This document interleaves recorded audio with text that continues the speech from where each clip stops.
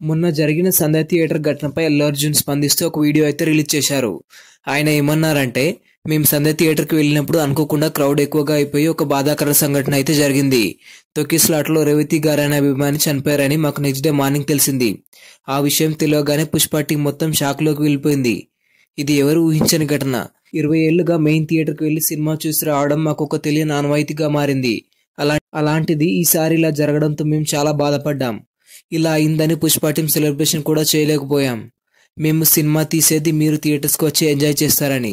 అలాంటిది థియేటర్లో ఇలా జరగడం మాటలు చెప్పలేకపోతున్నాం. రేవతి గారి ఫ్యామిలీకి నేను మరియు పుష్ప టీం మొత్తం ఎప్పుడు అండగా నిలుస్తాం.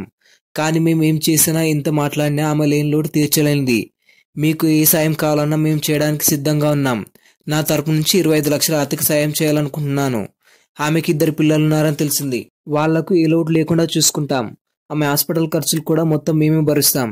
ఈ సిచ్యువేషన్లో ఫ్యామిలీకి చాలా డిఫికల్ట్గా ఉంటుంది. నాది ఒకటే రిక్వెస్ట్, ఫ్యామిలీతో మీరు థియేటర్స్కి వచ్చి ఎంజాయ్ చేసి పంపించాలని. మీరు థియేటర్స్కి వెళ్ళినప్పుడు జాగ్రత్తగా ఉండండి, మంచిగా సినిమా చూడండి, అంతే మంచిగా జాగ్రత్తగా ఇంటికి రండి.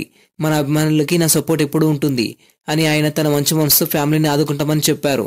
ఫ్యాన్స్ పట్ల ఆయనకు గల ప్రేమకి అందరు ఫిదా అవుతున్నారు.